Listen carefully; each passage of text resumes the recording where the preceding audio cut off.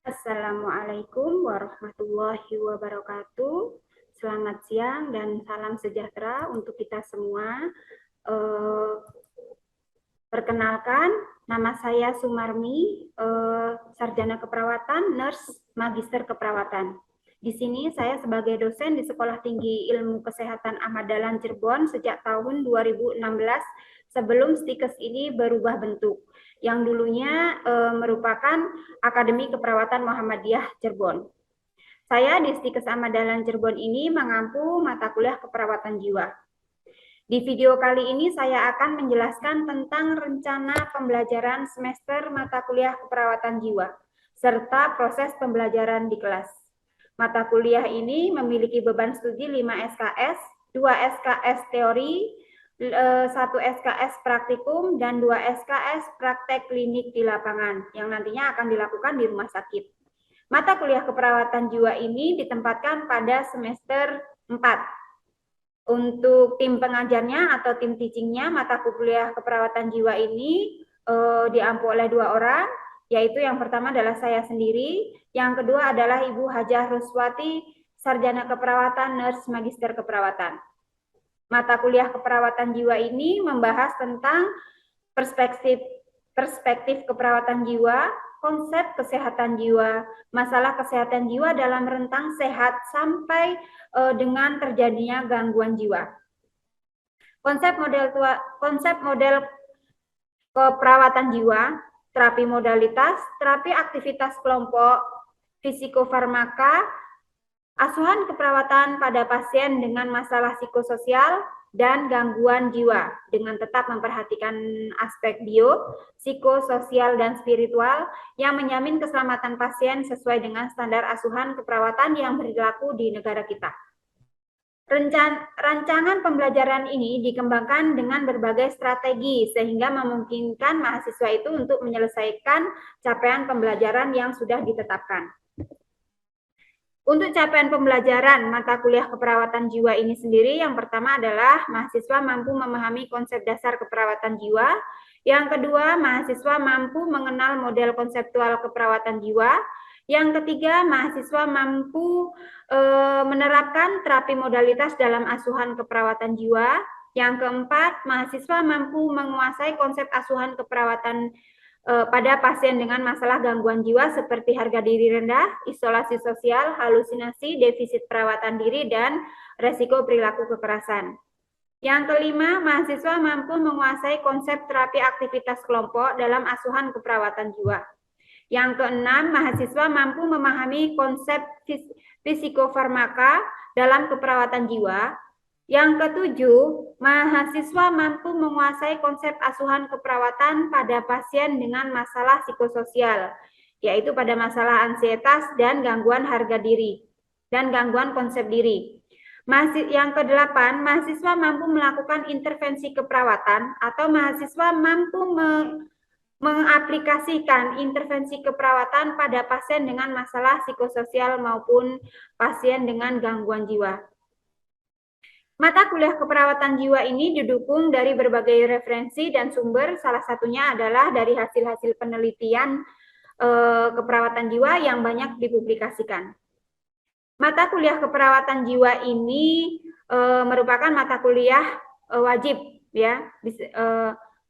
Media pembelajaran pada mata kuliah keperawatan jiwa ini bisa menggunakan LCD, bisa menggunakan e-learning dari institusi atau e-learning di kampus, bisa menggunakan video pembelajaran, bisa serta alat-alat penunjang lain untuk kegiatan praktikum di laboratorium, serta nanti mengaplikasikan proses asuhan keperawatan di lahan praktek atau di lapangan. Yang menjadi prasyarat mata kuliah keperawatan jiwa ini adalah mata kuliah keperawatan dasar, mata kuliah komunikasi keperawatan, mata kuliah psikologi keperawatan, mata kuliah metodologi keperawatan, mata kuliah dokumentasi keperawatan, mata kuliah keperawatan anak, mata kuliah keperawatan maternitas, serta mata kuliah keperawatan medikal bedah 1 maupun medikal 2. Mata kuliah keperawatan jiwa ini merupakan salah satu mata kuliah wajib dalam ilmu keperawatan. Garis besar topik yang akan dibahas dalam mata kuliah keperawatan jiwa ini dalam setiap pertemuannya, yang pertama, pertemuan pertama itu akan menjelaskan tentang konsep tentang kontrak belajar, tentang peraturan tentang kehadiran, menjelaskan tentang tugas-tugas yang nanti akan didapatkan oleh mahasiswa, menjelaskan tentang overview keperawatan jiwa secara singkat. Pada pertemuan kedua, itu kita akan dilanjutkan menjelaskan tentang tadi sejarah perkembangan keperawatan jiwa baik di dunia maupun di Indonesia sendiri. Dilanjutkan untuk pertemuan ketiga, itu menjelaskan tentang pengertian model konseptual, macam-macam model konseptual keperawatan jiwa. Untuk pertemuan keempat, itu akan dilanjutkan dengan menjelaskan terapi modalitas dalam asuhan keperawatan. Di sini nanti mahasiswa itu ditugaskan untuk membuat makalah, sehingga di sini nanti mahasiswa akan berpresentasi. Dosen di sini akan menjadi fasilitator untuk proses diskusi tersebut. Yang selanjutnya untuk pertemuan kelima itu menjelaskan tentang konsep terapi aktivitas kelompok dalam asuhan keperawatan jiwa. Di sini terapi aktivitas kelompok itu untuk keperawatan jiwa atau TAK ya. Dilanjutkan untuk pertemuan keenam itu adalah konsep psikofarmaka. Untuk pertemuan ketujuh itu akan dijelaskan tentang asuhan keperawatan pada pasien dengan gangguan kecemasan. Ini nanti mahasiswa juga membuat makalah, jadi mahasiswa nanti akan mempresentasikan hasil makalahnya dari per kelompok. Nah, di sini nanti dosen hanya memfasilitasi mahasiswa tersebut ketika diskusi. Untuk pertemuan ke-8, ini menjelaskan tentang asuhan keperawatan pada pasien dengan isolasi sosial. Dengan isolasi sosial ini juga nanti akan akan diskusi kelompok, mahasiswa diminta untuk membuat makalah per kelompok, nanti akan ada diskusi di sini. Untuk pertemuan ke-9, menjelaskan tentang asuhan keperawatan pada pasien dengan gangguan sensori persepsi halusinasi. Nah, di sini nanti juga mahasiswa akan berdiskusi, mahasiswa ditugaskan untuk membuat makalah. Untuk pertemuan ke-10, menjelaskan tentang asuhan keperawatan pada pasien dengan perilaku kekerasan, atau di sini juga yang metode yang kita gunakan adalah SGD. Jadi mahasiswa itu melakukan diskusi, ya, presentasi makalah dan diskusi. Untuk pertemuan 11 dan 12, di sini terapi aktivitas kelompok dalam asuhan keperawatan jiwa. Metode yang digunakan adalah praktikum. Jadi di sini mahasiswa di awalnya diminta untuk membuat proposal TAK yang nantinya mereka akan bermain peran di laboratorium. Jadi ada yang berperan sebagai ketua kelompok, ketua kegiatan, atau peserta atau fasilitator. Untuk pertemuan ke-13 dan 14 ini menjelaskan tentang terapi modalitas dalam asuhan keperawatan jiwa. Di sini juga nanti metode yang kita gunakan adalah praktikum. Nah, untuk terapi modalitas sendiri di sini ada berbagai macam. Jadi di sini nanti juga mahasiswa akan membuat proposal untuk terapi modalitas yang akan diperankan ketika praktikum.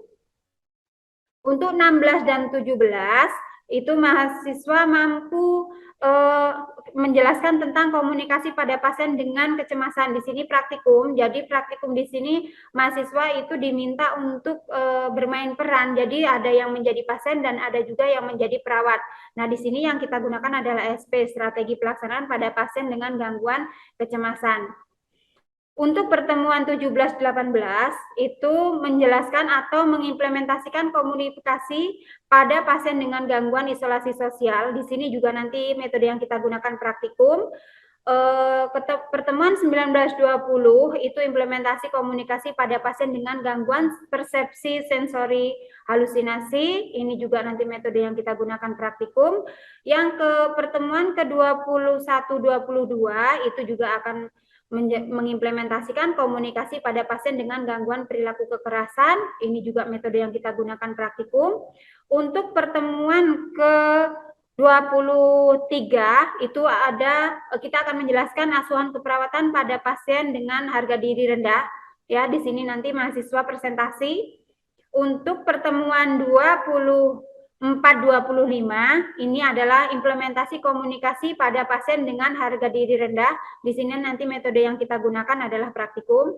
Untuk pertemuan ke-26 dan 27 itu adalah asuhan keperawatan pada pasien dengan gangguan defisit perawatan diri. Ya, di sini masih menjelaskan di sini bentuk metode yang digunakan adalah SGD. Di sini nanti mahasiswa untuk presentasi. Serta untuk pertemuan ke-28 itu kita mengimplementasikan komunikasi pada pasien dengan gangguan defisit perawatan diri. Metode yang kita gunakan adalah praktikum. Untuk penilaian di sini dalam penilaian itu ada beberapa. Nanti penilaian itu didapatkan dari tugas kelompok tadi, diskusi yang dilihat dari kehadiran.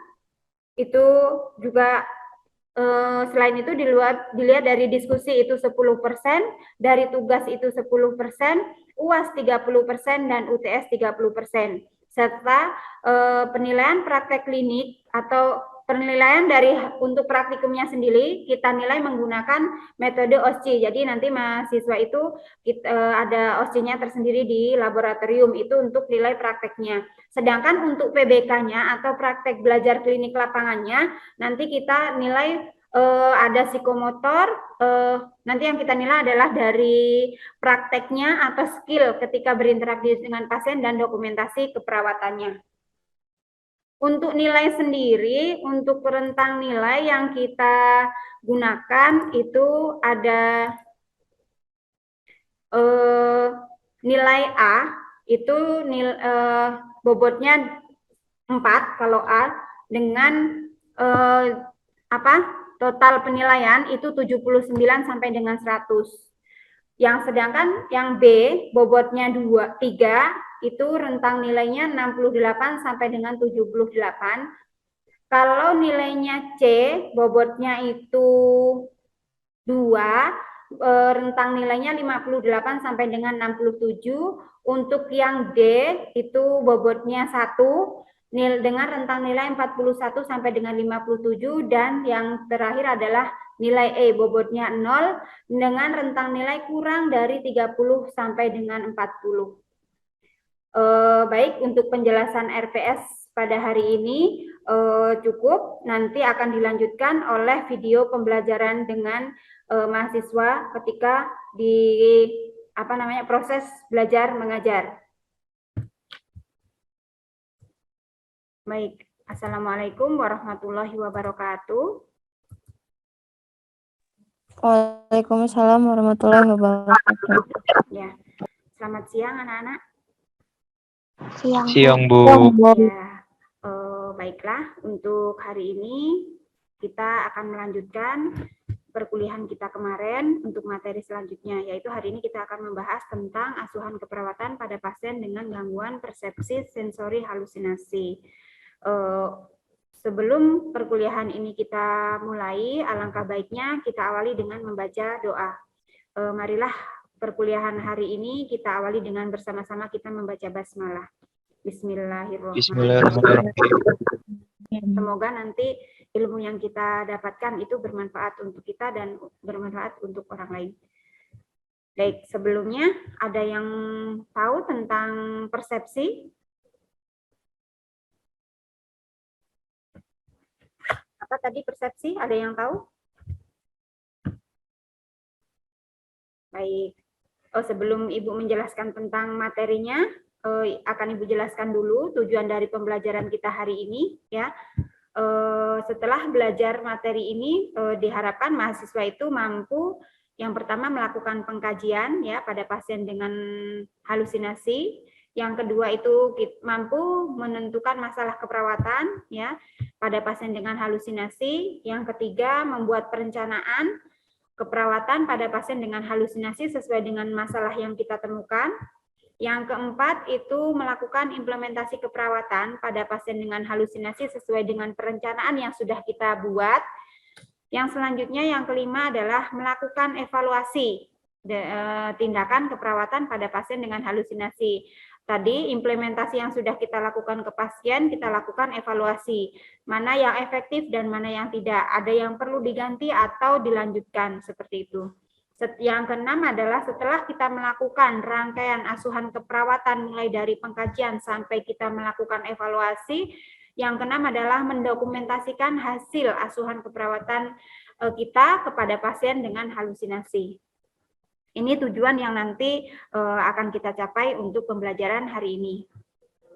Baik, di pertemuan ke-10 ini kita akan mempelajari tentang apa sih sensori, apa sih yang dimaksud dengan halusinasi itu, ya.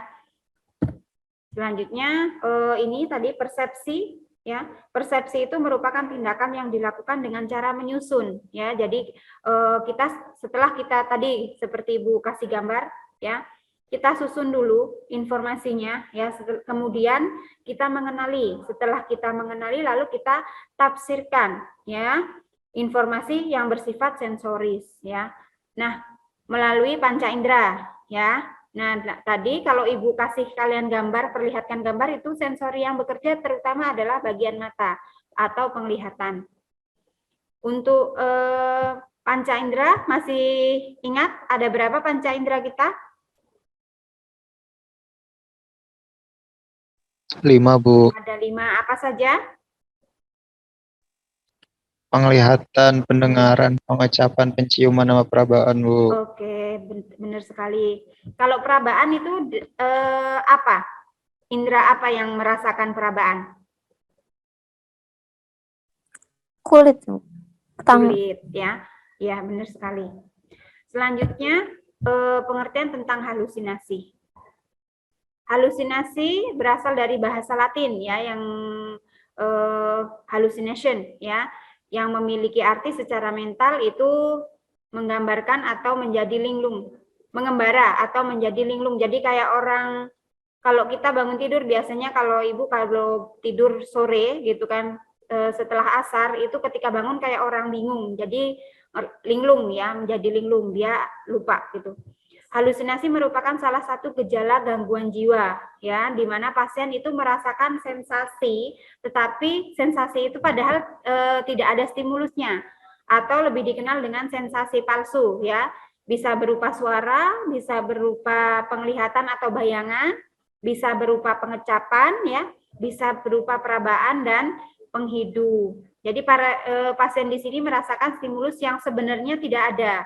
Makanya disebutnya adalah sensasi palsu, ya. Untuk jenis-jenis halusinasi, ada yang tahu jenis halusinasi apa saja?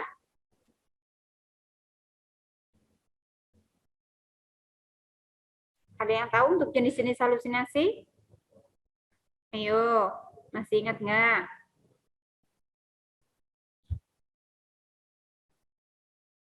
Baik, kalau lupa, Ibu ingatkan ya, untuk jenis-jenis halusinasi, di sini ada 7, ya.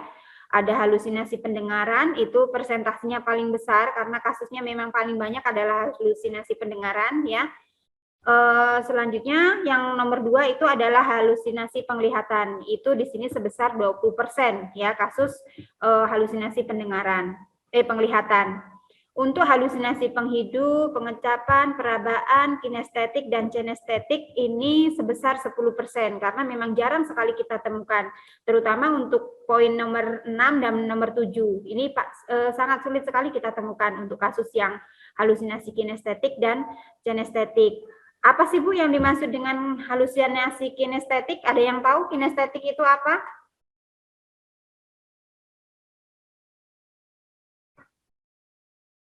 Ada yang tahu untuk kinestetik?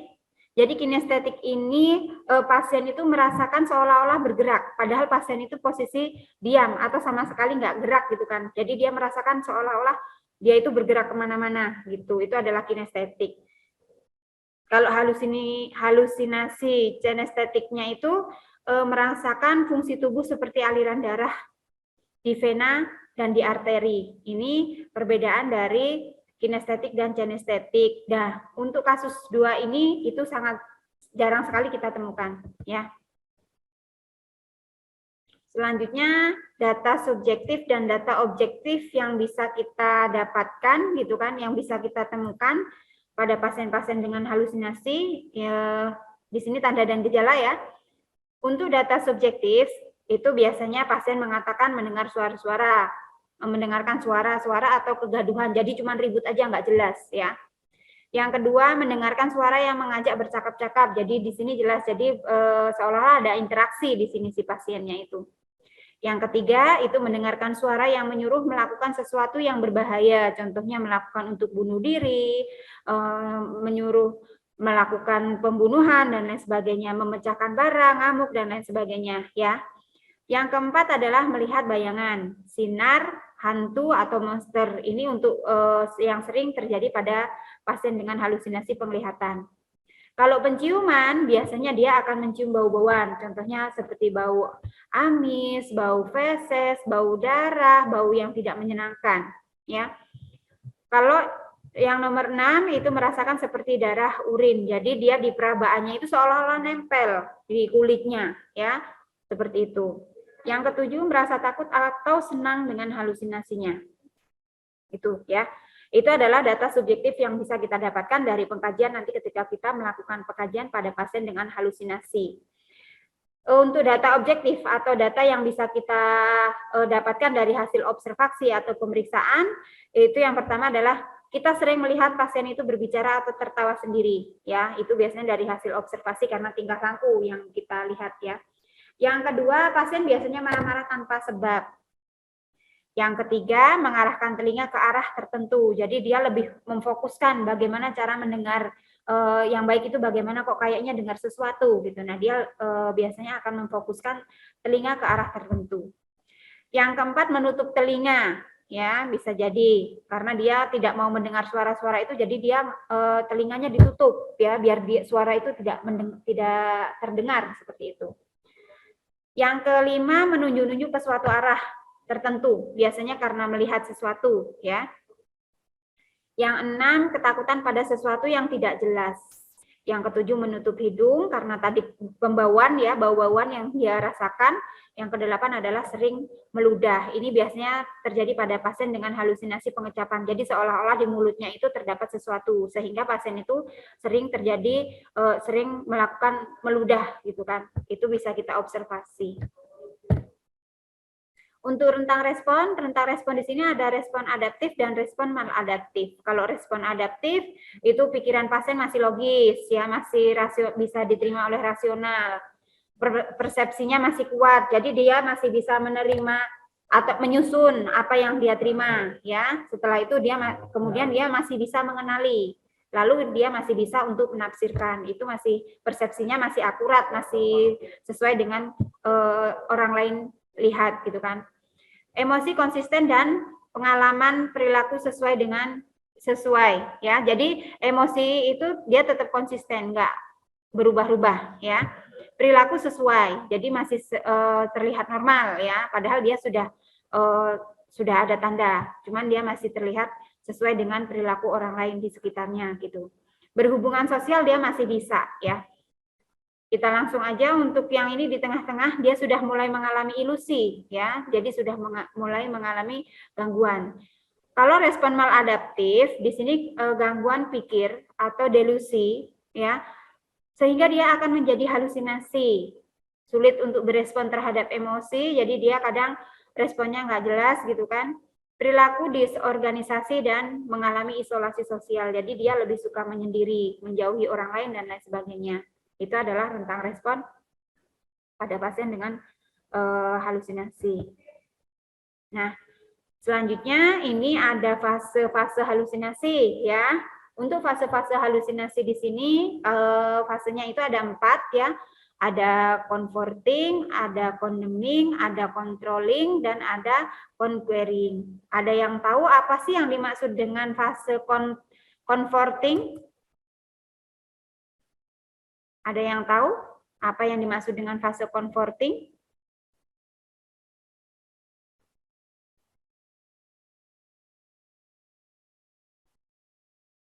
Ayo. Belum ada yang tahu nih tentang comforting itu apa? Ya. Comforting di sini klien itu mengalami perasaan mendalam seperti ansietas, tapi ansietasnya sudah masuk ke ansietas sedang ya. Merasa kesepian ya, rasanya bersalah dan takut serta mencoba untuk berfokus pada pikiran yang menyenangkan ya. Untuk meredakan ansietas di sini pasien itu biasanya tersenyum atau tertawa yang tidak sesuai. Jadi dia sudah mulai mengalami perubahan ya. Kadang ketika kita ajak bicara responnya pun tidak sesuai. Kita bercerita tentang kesedihan, dianya tertawa ya. Jadi sudah tidak sesuai. Menggerakkan lidah tanpa suara atau pergerakan mata yang cepat, diam dan asik. Itu adalah fase comforting ya.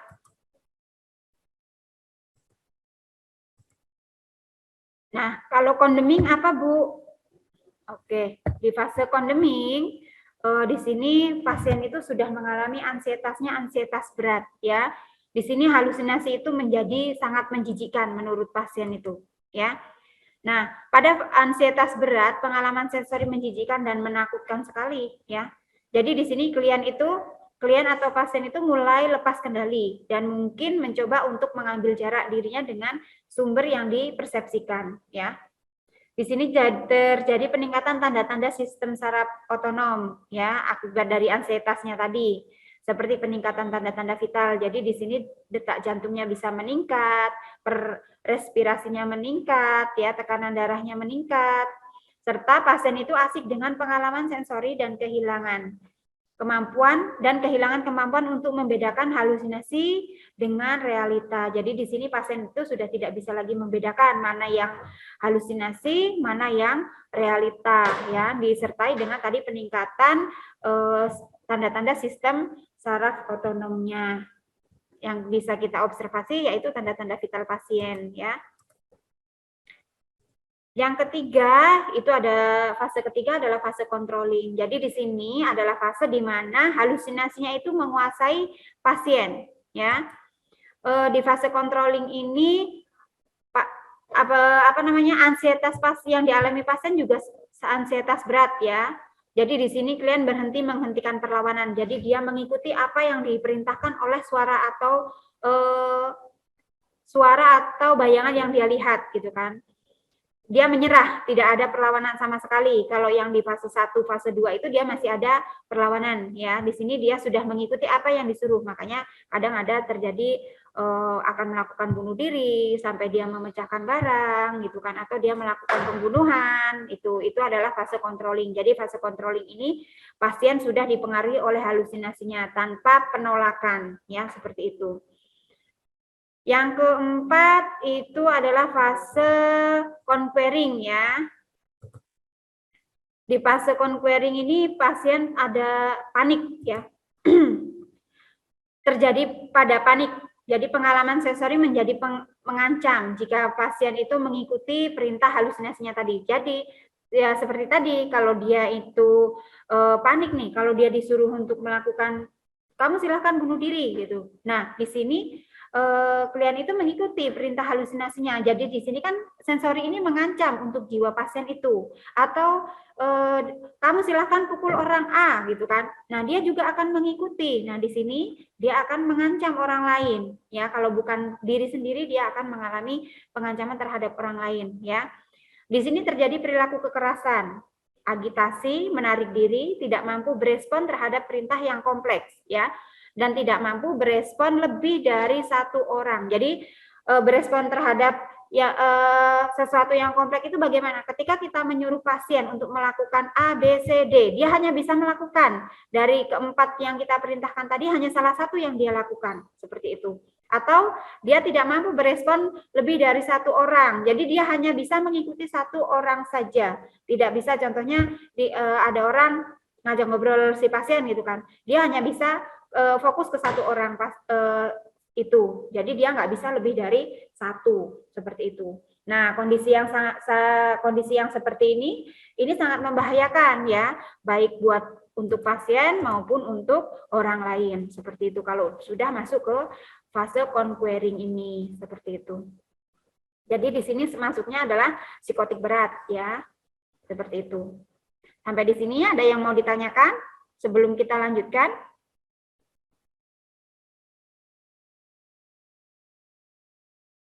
Tidak ada? Baik, kalau tidak ada, kita lanjutkan. Cahaya, masih ada? Cahaya masih ada di situ?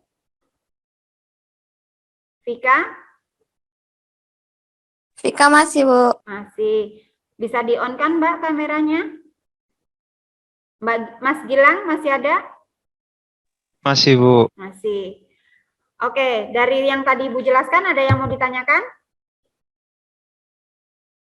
Sejauh ini jelas, Bu. Ya, baik. Kalau jelas, kita lanjutkan ya. Setelah tadi kita pelajari tahapan-tahapan dari atau fase-fase dari halusinasi, sekarang kita mulai data yang harus kita dapatkan kalau kita mau menegakkan diagnosa tentang halusinasi. Ini ada yang dinamakan dengan data mayor, ada yang dinamakan dengan data minor. Data mayor minor untuk masalah keperawatan halusinasi. Kalau data mayor itu ada sama ya, baik mayor maupun minor itu ada data subjektif, ada data objektifnya. Kalau data mayor, data subjektif yang kita dapatkan ketika kita melakukan pengkajian pada pasien dengan halusinasi, biasanya pasien itu akan mengatakan mendengar suara-suara atau mendengar bisikan atau melihat bayangan gitu kan, atau merasakan sesuatu di dalam mulut, atau mengatakan mencium bau-bauan seperti bau amis dan lain sebagainya. Itu adalah data subjektifnya. Sedangkan data objektifnya yang bisa kita observasi, biasanya kita akan melihat si pasien itu terlihat berbicara sendiri, tertawa sendiri, dan marah tanpa sebab. Ini adalah data data mayor yang harus ada ketika kita mau menegakkan diagnosa keperawatan tentang halusinasi seperti itu ya.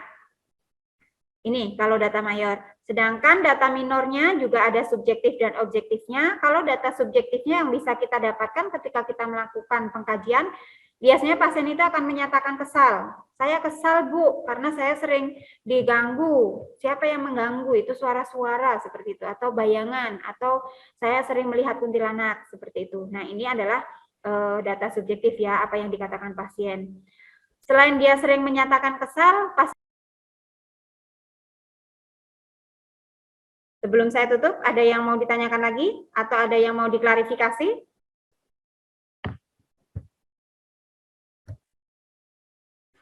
Cukup? Rian? Cukup, Bu. Iya. Rian, mana Rian? Masih ada? Ada, Ibu. Ada. Ada yang mau ditanyakan, Rian? Enggak, Bu, cukup jelas. Ya, baik. Kalau tidak ada yang ditanyakan lagi, untuk pertemuan hari ini, Ibu anggap cukup. Sebelumnya kita tutup dengan bacaan hamdalah bersama-sama. Alhamdulillahirobbilalamin.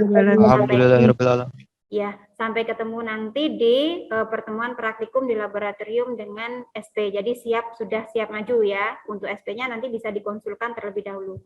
Kurang lebihnya mohon maaf. Wabillahi taufiq wal hidayah. Wassalamualaikum warahmatullahi wabarakatuh. Waalaikumsalam warahmatullahi wabarakatuh.